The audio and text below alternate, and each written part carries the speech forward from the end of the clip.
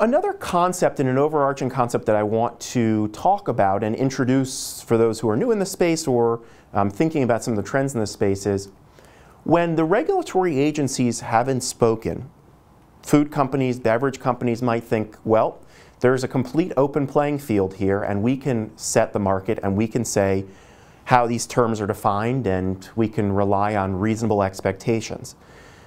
The problem is that plaintiffs' attorneys use those same reasonable consumer expectations to the detriment of regulated industry, of food and beverage companies.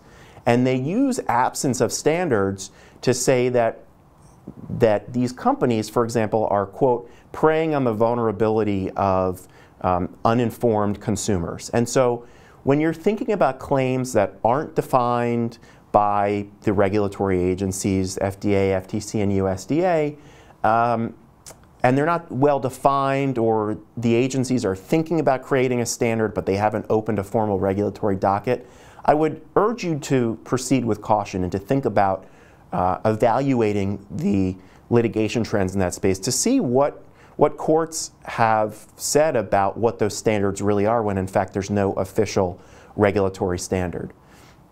Again, the challenge in this space for food companies and for beverage companies is having to comply with difficult standards in the first place, but being forced to defend your actions without the benefit of having a government standard to rely on. So again, I'm not suggesting that if there's a term that's not defined by the FDA or the FTC that you go in a completely different direction. Not at all. What I'm saying is proceed with caution and understand what the trends are in that space. And we're going to be talking about what those things are.